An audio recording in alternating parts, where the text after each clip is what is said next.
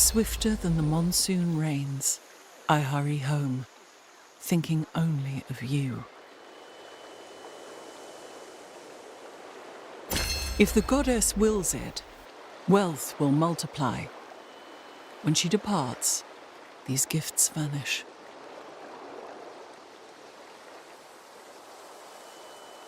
The 10 heads of Ravener lay like the mountains holding the earth. His shoulders like tides, without movement.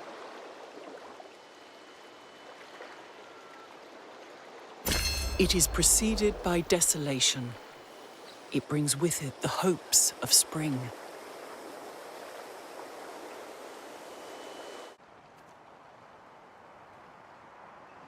Digvihya. Violence emerges when words fail, when all attempts at the legitimation of control lose efficacy.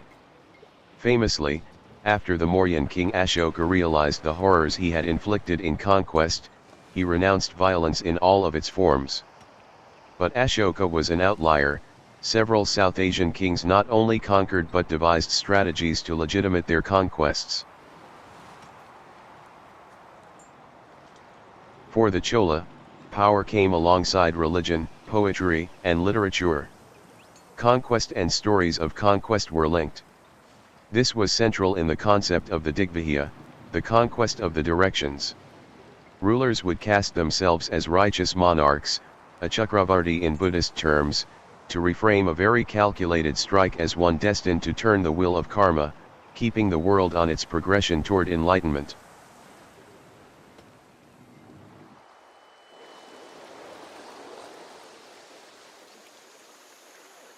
Kunkam.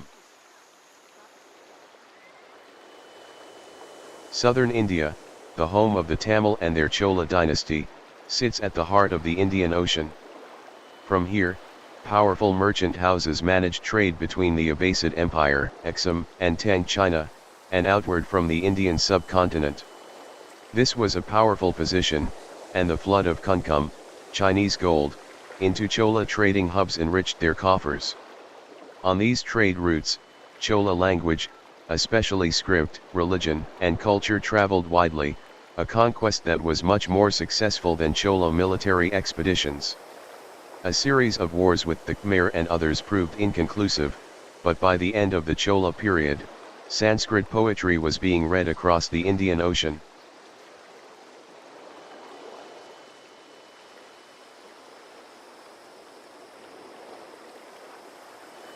Monsoon winds. The prevailing winds over the Indian Ocean experience yearly shifts. In the summer, when the land is hot and the sea is cool, winds blow from the Southwest Ocean, bringing moist air and rainfall to the subcontinent and Southeast Asia. In the winter, cooler air blows down from Mongolia, though this path is largely blocked by the Himalayas. It is not an overstatement to say that everything depends on the monsoon in this part of the world. Rains bring life-giving water to crops, power hydroelectric dams, and renew the parched land for another season. Unsurprisingly, in many South and Southeast Asian countries, the new year begins at the monsoon, not on a shift in the sun that is barely perceptible in equatorial climates. The Chola exploited these winds for travel. A ship could voyage east at one time of the year buoyed by the winds, and west a half of a year later.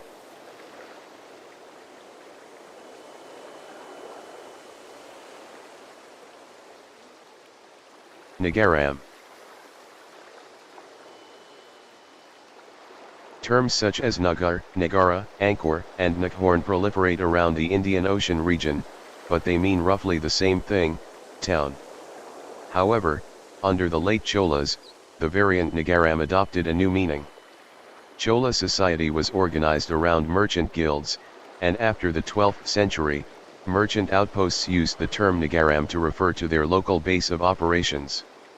These urban centers were influential in regulating commerce and the larger society as they pushed for the formation of jati, a caste system where communities collectively became associated with a particular profession or trade.